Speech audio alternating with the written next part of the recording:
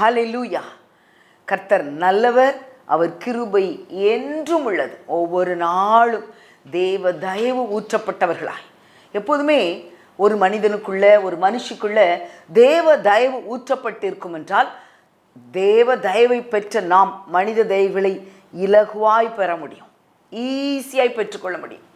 தேவ தயவை பெற்ற ஒரு மனிதன் எங்கே போனாலும் ஈஸியாக காரியங்களை கர்த்தர் நகர்த்த உதவி செய்வார். ஒருவேளை பல கடினங்கள் உங்களுக்கு முன்பாக நின்று கொண்டிருந்தாலும் ஒன்றை மாத்திரம் தெரிந்து கொள்ளுங்கள், நான் தேவ தயவு பெற்றவன், நான் தேவ தயவை பெற்றவள்.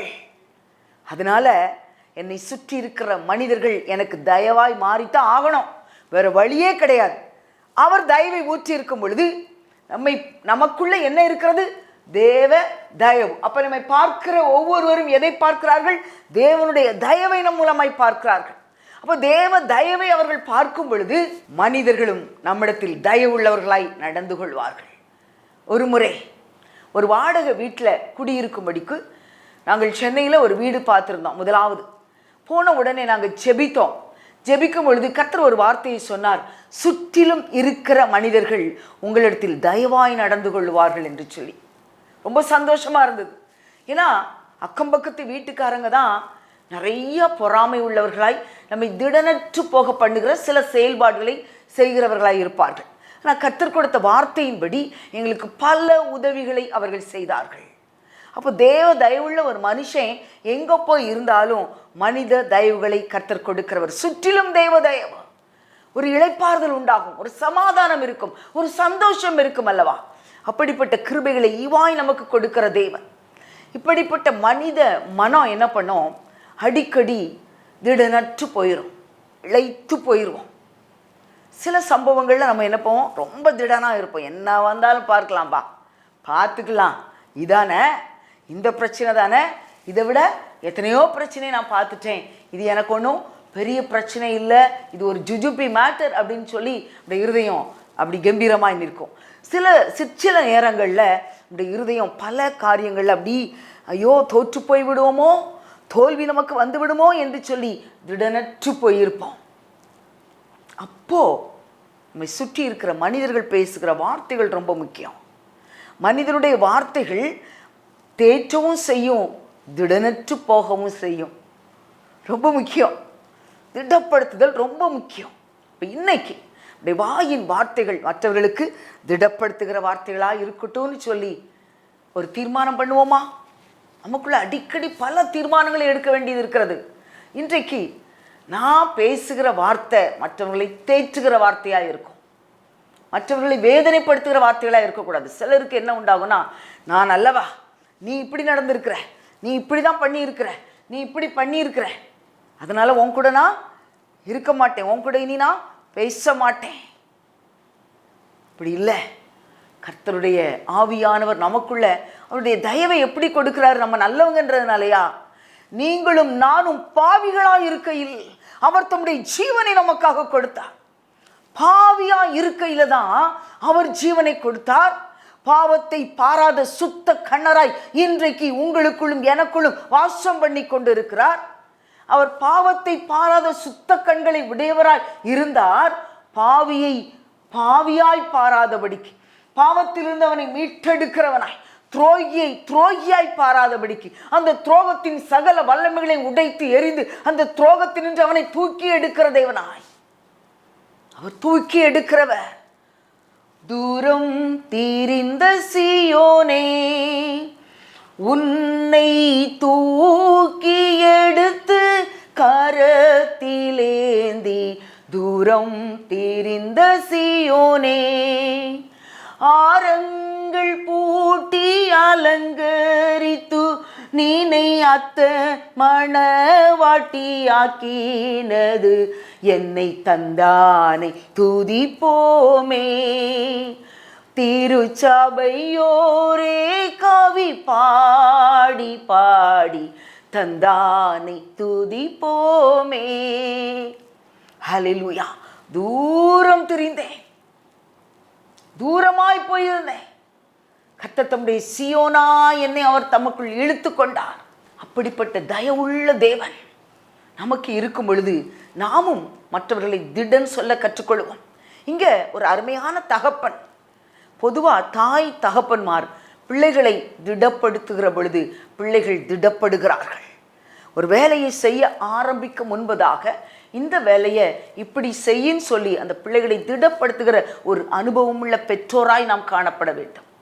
பிள்ளைகள் கேட்கிறார்களோ கேட்கலையோ, ஒரு தாய்க்கும் தகப்பனுக்கும் எப்படியாவது பிள்ளை நல்ல நிலைக்கு வந்துடாதாங்கிற ஆதங்கம் இருக்கும். அதை குறித்து பிள்ளைகளுக்கு ஒரு வேளை கோபம் வரலாம், நம்ம சொல்கிற வார்த்தைகள் அவர்களுக்கு கோபத்தை கொடுக்கலாம். ஆனாலும் நம்ம என்ன செய்கிறோம், அடிக்கடி பிள்ளைகிட்ட போய் இப்படி இருங்கன்னு சொல்லி அவர்கிட்ட பேசுகிறோம். காரணம் என்னன்னா, பெற்றவர்களின் அனுபவங்கள் பிள்ளைகளுக்கு ஒரு உயிரோட்டமாய் அமையும்.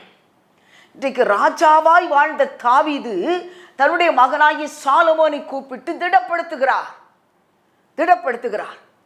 சாலமோன் தேவனிடத்தில் ஞானத்தை பெற்ற ஒரு மனிதன், தேவனால் திடப்படுத்தப்பட்ட மனிதன். ஆனால் தகப்பனுடைய வார்த்தைகள் அவனுக்கு எத்தனை திடனளித்தது. எத்தனையோ கர்த்தருடைய வார்த்தைகள் நம்முடைய எல்லைக்குள்ள நமக்குள்ள வந்திருக்கலாம். ஆனா சுற்றி இருக்கிறவர்கள் பேசுகிற வார்த்தைகள் நம்முடைய இருதயத்தை கரைந்து போக பண்ணுகிறது, தேற்றரவு அற்றவர்களைப் போல நிற்க பண்ணுகிறது. இன்றைக்கு நான் சொன்னபடி ஒரே தீர்மானம், இனி யாரிடத்திலும் அவர்கள் துக்கப்படுகிற வார்த்தையை நான் பேசக்கூடாது ஆண்டவரே. என் வாய் மீறாதபடிக்கு தீர்மானம் பண்ணிக்கொண்டேன் என்று சொல்லி பக்தன் சொன்னது போல வாய் மீறாதபடிக்கு ஒரு தீர்மானத்தை எடுத்தோம் என்றால் அநேக ஆத்துமாக்கள் கட்டப்படும், ஆத்துமாக்கள் உயிரடையும். விலையேறப்பட்ட ஆத்துமாக்களுக்கு உயிரோட்டத்தை கொடுக்கிற ஒரு கருவியாய் நாம் செயல்பட முடியும். ஹல்லேலூயா! எத்தனை நன்மைகள் அவர் நமக்கு செய்திருக்கிறார், எத்தனை நன்மைகள்.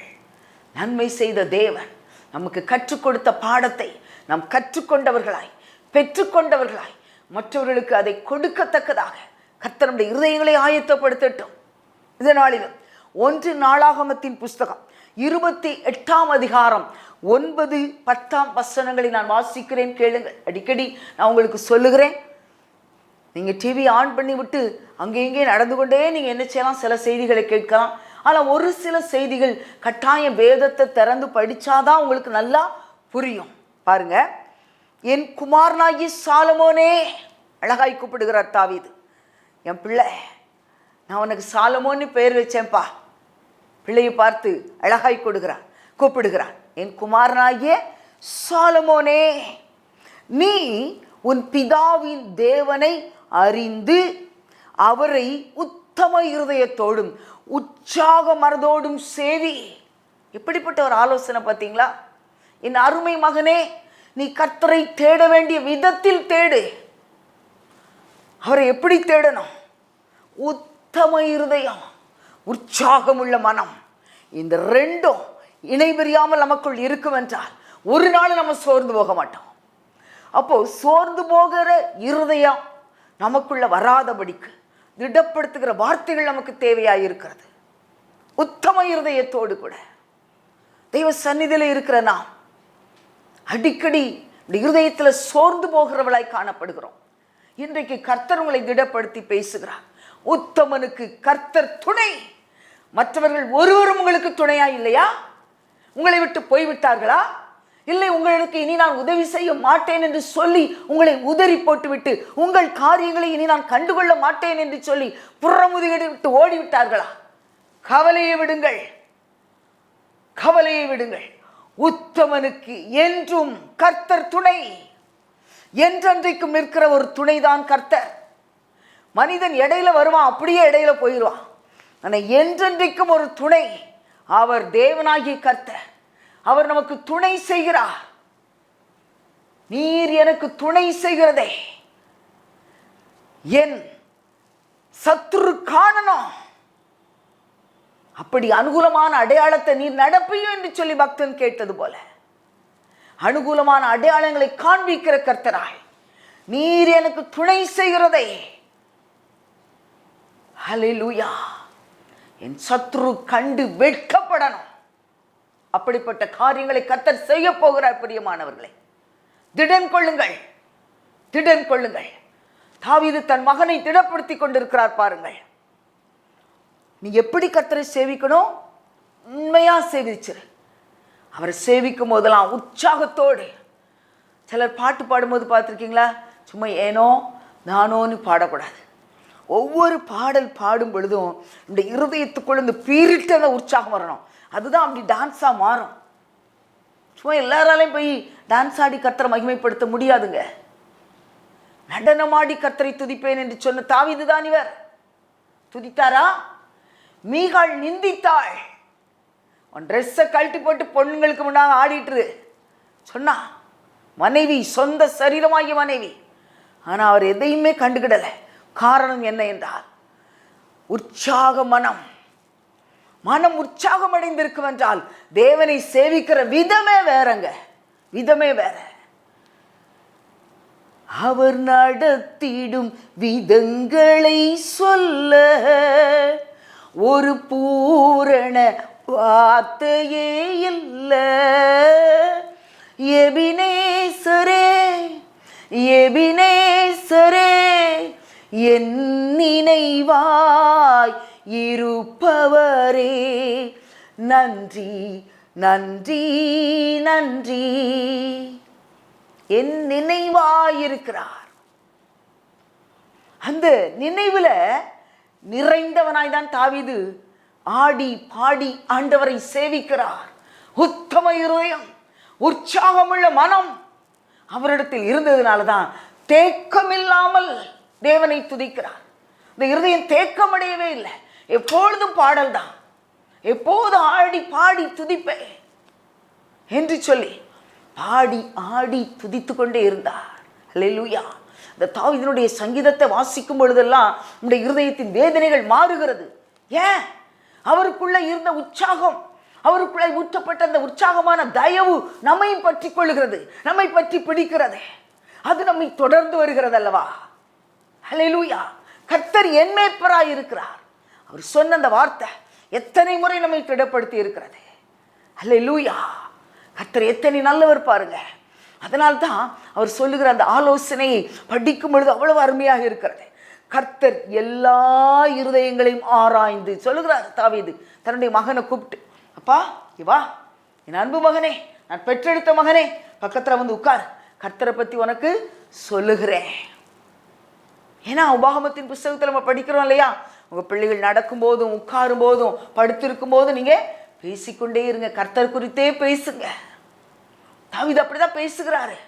பிள்ளைகிட்ட சொல்றாரு, கர்த்தர் எல்லா இருதயங்களையும் ஆராய்கிறவர். அவர் சாதாரணமானவர் அல்ல, அவர் ஒரு ஆராய்ச்சியாளர். இன்னொருவர் வந்துதான் உன் இருதயத்தை குறித்து அவருக்கு சொல்லணும்னு அவசியம் இல்லை. அருங்காண்டவரே, இவன் இருதயத்தில் இந்த எண்ணம் ஓடிக்கிட்டு இருக்கு அப்படின்னு சொல்லணும்னு அவசியமே இல்லை. அவர் எல்லார் உள்ளத்தில் இருப்பதையும் அறிந்தவராகையால், உள்ளங்களை அறிந்தவர், இருதயத்தை ஆராய்ந்து அறிந்த தேவன் அவர். அவர் அத்தனை அற்புதமான தேவன், சர்வ ஞானி. ஒரு நாள் மெசேஜுக்காக நான் தேவ சமூகத்தில் உட்கார்ந்திருந்த போது, சர்வ வல்லவர், சர்வ ஞானி, சர்வ வியாபி என்ற வார்த்தையை குறித்து கர்த்தர் என்னோடு கூட பேசிக்கொண்டு இருந்தார். ஆண்டவரே, சர்வ ஞானின்னா என்னப்பா அர்த்தம் அப்படின்னு கேட்டேன். அப்போ கர்த்தர் காண்பித்தார், இந்த பில்டிங்கை பாரு, இந்த பில்டிங்கை கட்டின அந்த என்ஜினியர் உனக்கு தெரியும், இந்த பில்டிங்கை உனக்கு தெரியும். அப்போது இந்த பில்டிங்கை இவர் இவ்வளவு அழகாக கட்டியிருக்கிறாருங்கிறத நீ சொல்லிடுவ. இதுதான் மனிதனுடைய அறிவு. ஒரு காரியத்தை பார்க்கும்போது நீங்கள் அளவிட்டு சொல்வீங்க. ஆனால் எனக்கு உன் இருதயத்தில் இருக்கிறத நீ சொல்லணும்னு அவசியம் இல்லை. மற்றவர்களுடைய இருதயத்தில் இருக்கிறத மற்றவங்க வந்து சொல்லணும்னு அவசியம் இல்லை. உன் இருதயத்தில் இருக்கிறதை நான் ஆராய்ந்து அறிகிறவராய் இருக்கிறேன். அதனால தான் சர்வ ஞானி, சர்வலோகத்தையும் படைத்த தேவன் அவர் சர்வ ஞானியாயிருக்கிறார், சர்வ ஞானியாயிருக்கிறார். அது மாத்திரமல்ல, அழகாய் சொல்லுகிறார் பாருங்க, எல்லா இருதயங்களையும் ஆராய்ந்து நினைவுகளின் தோற்றங்களை எல்லாம் அறிகிறார். உன் நினைவில் என்ன தோன்ற போகுதுங்கிறது அவருக்கு தெரியும். அதனால உன் நினைவுகளை நீ என்ன செய்யணும்? ஜாக்கிரதையாய், உன் நினைவை கூட நீ ஜாக்கிரதையாய் காத்துக்கொள்ளணும்னு சொன்னார். நினைவுகளின் தோற்றத்தை, நினைவுகளின் தோற்றங்களை அறிகிறவர் யார் சொல்லுகிறார்? தாவீது சொல்லுகிறாரு. தாவீது தன்னுடைய எக்ஸ்பீரியன்ஸை சொல்லுகிறாரு. ஏன்னா தாவீது காடுகளிலும் கெபிகளிலும் ஓடி ஓடி தேவனை துதித்த அனுபவங்கள்.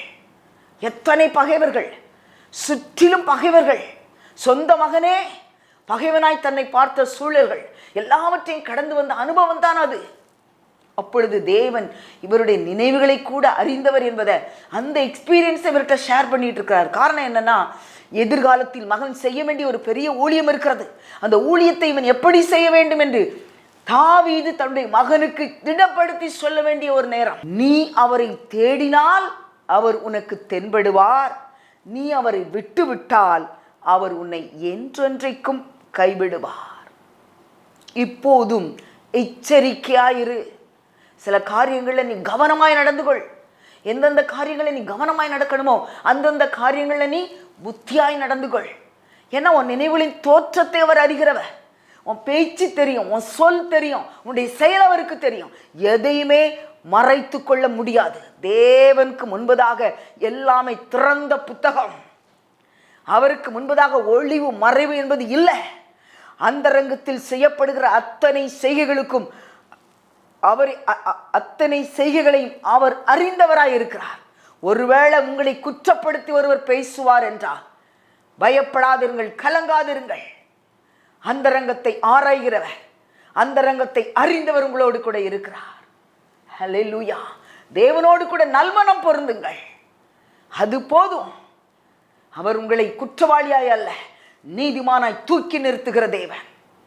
ஒருவேளை உண்மையிலே நீங்க குற்றம் செய்து உங்களை குற்றப்படுத்தினாலும் சரி, இல்லை நீங்க குற்றமே செய்யாம ஒருவர் உங்களை குறை சொன்னாலும் சரி, பதறாதபடி, திடனற்று போகாதபடி, கலங்காதபடி கர்த்தருடைய முகத்தை பார்க்க கற்றுக்கொள்ளுங்கள்.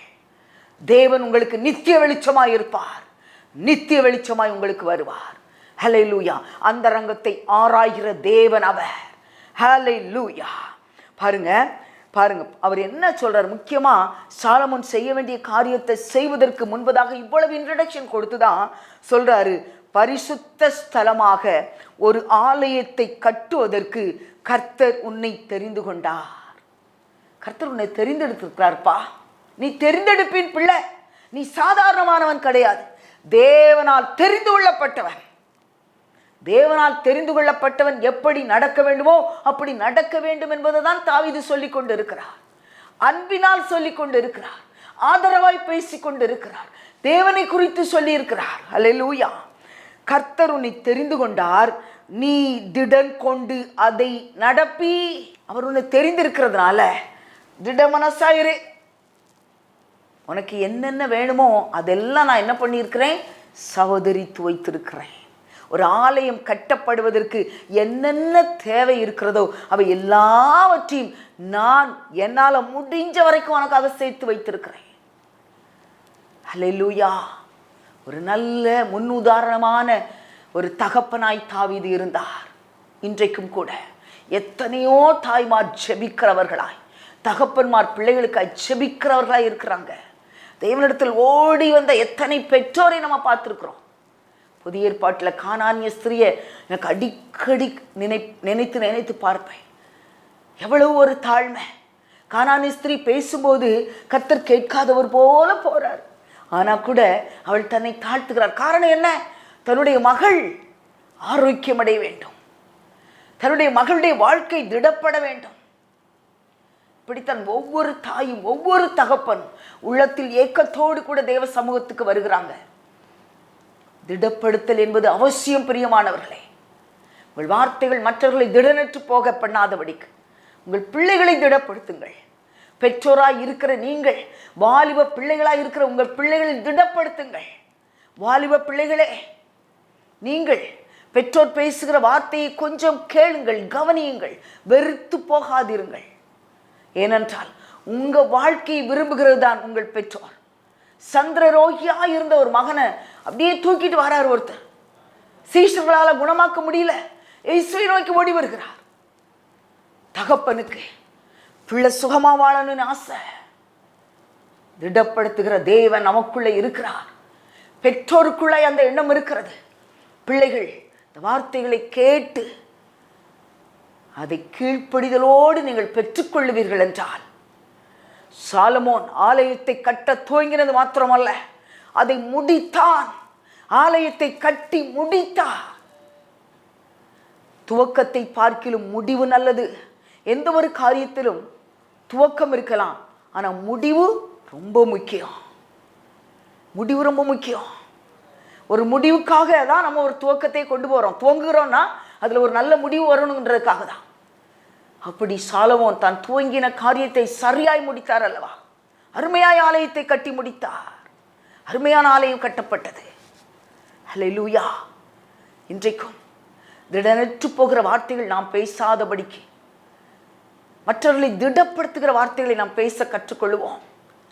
அப்படின்னா அநேகருக்கு நாம் ஆசீர்வாதத்தின் விளக்காய், ஆசீர்வாதத்தின் வெளிச்சமாய், தூணாய், அநேகருடைய வாழ்க்கைக்கு தூணாய், ஆதாரமாய் நம்ம காணப்படுவோம். கர்த்தர் அப்படிப்பட்ட கிருபைகளை நமக்கு தந்தருளுவாராக. தேவனே உமக்கு நன்றி அப்பா. அப்பா, தாவீதுக்குள்ளாய் ஊற்றப்பட்ட அந்த அபிஷேகமானது எங்களுக்குள்ளாய் இறங்கி வரட்டும். சாலமோன் ஆண்டவரே தாவீதுடைய வார்த்தையை கேட்டு அந்த வார்த்தையின்படி கர்த்தர் தெரிந்து கொண்ட பாத்திரமாய், தெரிந்து கொண்ட நோக்கத்தை நிறைவேற்றி முடித்தது போல் ஆண்டவரே எங்கள் பிள்ளைகளும் ராஜா பெற்றோரின் வார்த்தையை கேட்டு, பெற்றோரின் வார்த்தைக்கு கீழ்ப்படிந்து துவங்கினதை முடிக்க அப்பா கற்றுக்கொண்டவர்களாய் காணப்பட, துவங்கினதை முடிக்கிறவர்களாய் காணப்பட தேவன் அப்படிப்பட்ட கிருபையை பிள்ளைகளுக்குள்ள ஊற்றும்படி நாங்கள் செபிக்கிறோம். திடப்படுத்துகிற ஒரு வேலையை நாங்கள் எல்லாரும் சரியாய் செய்து முடிக்க எங்களுக்கு கிருபை கொடுப்பீராக. நசரேயனாகிய இயேசுவின் நாமத்தில் பிதாவே, ஆமென், ஆமென். ஹல்லேலூயா, ஹல்லேலூயா. கர்த்தர் உங்களை ஆசீர்வதிப்பாராக.